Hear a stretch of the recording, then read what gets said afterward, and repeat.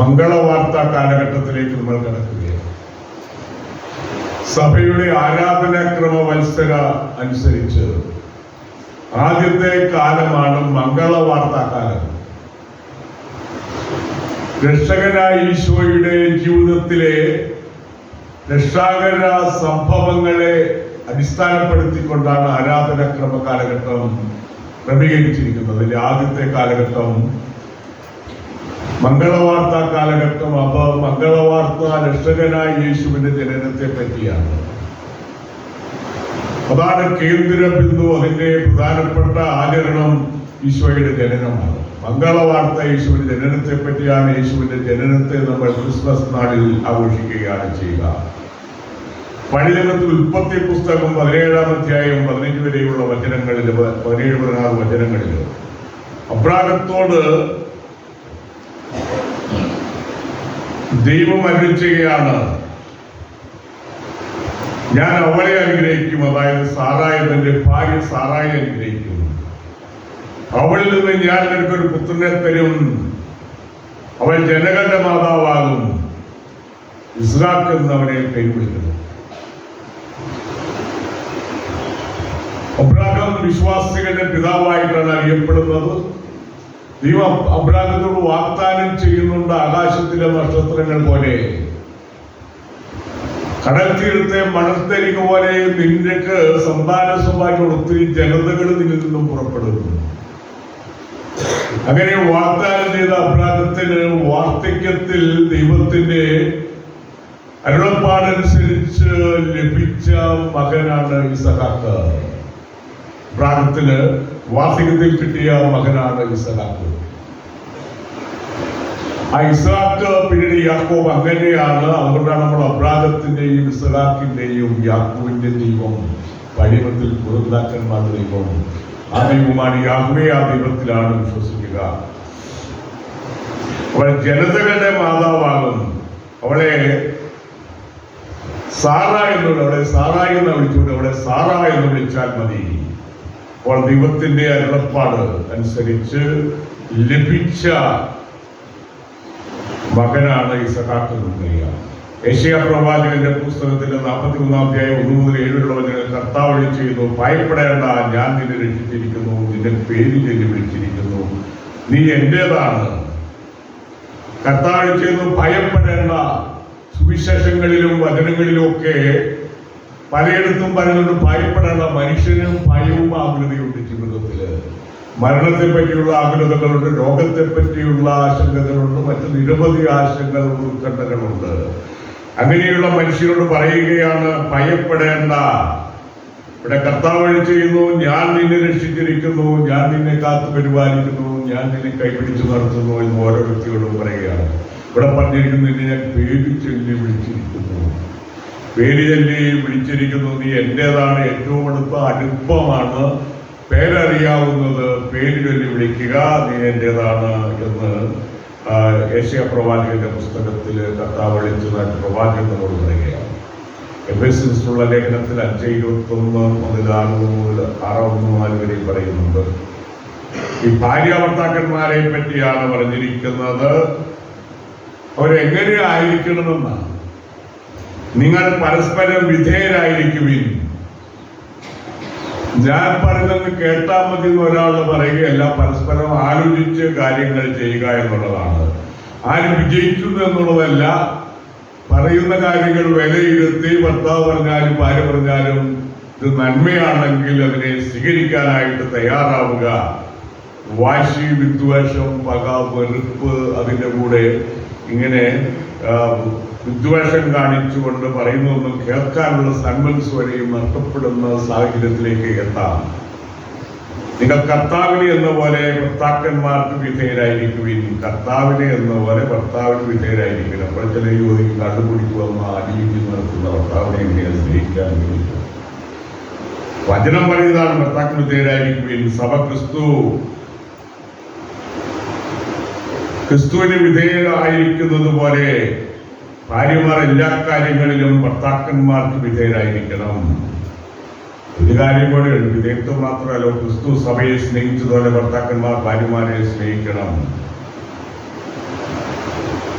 അപ്പോൾ യേശു സഭയെ സ്നേഹിച്ചത് കുരിശിൽ ബലിയർപ്പിച്ചുകൊണ്ടാണ്. അതുപോലെ ത്യാഗം നിറഞ്ഞ സ്നേഹത്താല് ഭർത്താക്കന്മാരും ഭാര്യമാരെ സ്നേഹിക്കുകയും അവർക്ക് വേണ്ട കാര്യങ്ങൾ ചെയ്തു കൊടുക്കുകയും നല്ല വാക്കുകൾ പറയുകയും പ്രോത്സാഹിപ്പിക്കുകയും നല്ലത് ചെയ്യുമ്പോൾ അഭിനന്ദിക്കുകയും ഒക്കെ ചെയ്യുക. അതുപോലെ നേരെ തിരിച്ചും ചെയ്യണം. ഇങ്ങനെയാണ് ഒരു കുടുംബത്തെ പട്ടികളെ കുറ്റം മാത്രം കാണുകയും പരസ്പരം തെറിപറയുകയും അടിപിടി ഉണ്ടാക്കുകയും കുടിച്ച് ബോധമില്ലാതെ വീട്ടിലേക്ക് വരുന്ന ഭർത്താക്കന്മാർ, ഇങ്ങനെയുള്ള കുടുംബങ്ങൾ പലയിടങ്ങളിലും ഉണ്ട്. ഇവിടെ അധികം ഉണ്ടാകാൻ കാര്യമില്ല. നിങ്ങളൊക്കെ പ്രബുദ്ധരും നല്ലവരുമാണെന്നാണ് ഞാൻ മനസ്സിലാക്കുന്നത്.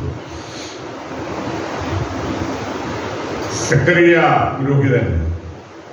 പുരോഹിതന്റെ ഭാര്യയാണ് എലിസബത്ത്.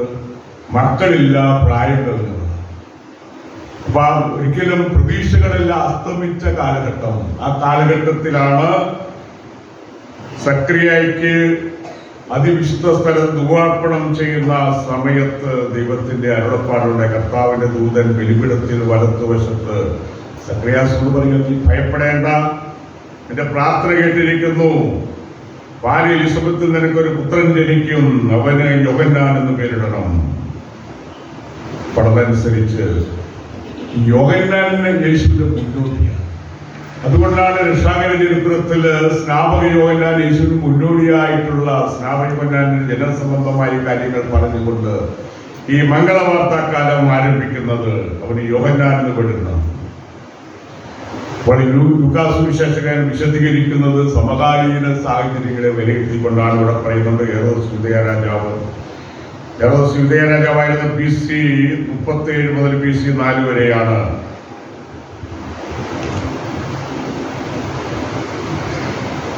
അപ്പോൾ അക്കാലഘട്ടത്തിൽ ആദ്യകാലത്ത് മാർക്ക് ആന്റണിയുടെ പിന്തുണയോടെ ഒക്ടേവിയനായ അഗസ്റ്റസ് സീസറിന്റെ കീഴിലായിരുന്നു. അതാണ് അഗസ്റ്റസ് സീസറിന്റെ കാര്യമൊക്കെ പറഞ്ഞിരിക്കുന്നത്.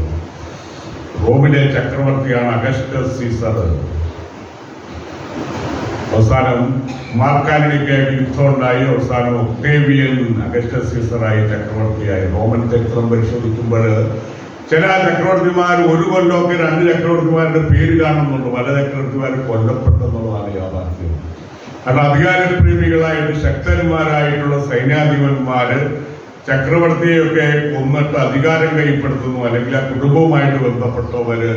അങ്ങനെ ലോകത്തില് റോമൻ സാമ്രാജ്യത്തിൽ മാത്രമല്ല, ഇനി അധികാരം കൈയേറുന്നവരെ കൊന്നുപോയിട്ടുള്ള നിരവധി സംഭവങ്ങൾ ചരിത്രത്തിന്റെ ഭാഗമാണ്. കാരണം മനുഷ്യന് അധികാര കൊതിയുണ്ട്, എങ്ങനെയെങ്കിലും അധികാരം പിടിച്ചെടുക്കാനുള്ള താല്പര്യമുണ്ട്.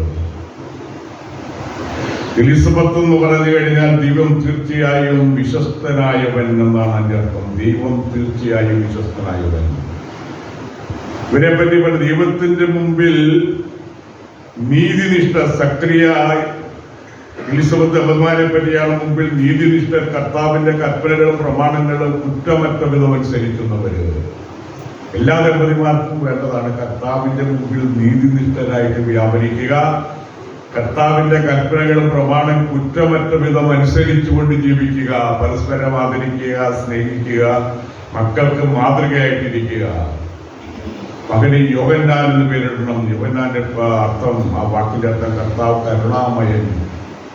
കാരണം വാർദ്ധക്യത്തിൽ സക്കറിയ എലിസബത്ത് ദമ്പതികൾക്ക് കിട്ടിയ ദൈവത്തിന്റെ കരുണ കൊണ്ട് കിട്ടിയ മകനാണ് യോഹന്നാൻ. അതുകൊണ്ടാണ് കർത്താവ് അല്ലെങ്കിൽ ദൈവം കരുണാമയൻ എന്ന് പറഞ്ഞിരിക്കുന്നത്. യോഹന്നാൻ മുമ്പേ പോകുന്നവനാണ്, വഴിയൊരുക്കുന്നവനാണ്, യേശുവിന് വഴിയൊരുക്കുന്നവനാണ്. സ്നാപകൻ നമുക്കറിയാം. കർത്താവിന്റെ സന്നിധി ലൂക്കാ 1 പറയുന്നുണ്ട്, കർത്താവിന്റെ സന്നിധി അവൻ വലിയവനായിരിക്കും. അമ്മയുടെ ഉദരത്തിൽ വെച്ച് തന്നെ അവൻ പരിശുദ്ധാത്മാവിനാൽ നിറയും. യോഹന്നാന്റെ സുവിശേഷം 1:6-8 പറയാണ്, ദൈവമായിട്ടൊരു മനുഷ്യൻ ഉണ്ടായിരുന്നു.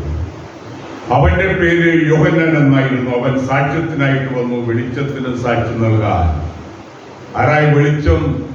ലോകത്തെ പ്രകാശിപ്പിക്കുന്ന വെളിച്ചമായിട്ടാണ് യേശുവിനെ യോഹന്നാൻ സുവിശേഷകൻ അവതരിപ്പിക്കുന്നത്.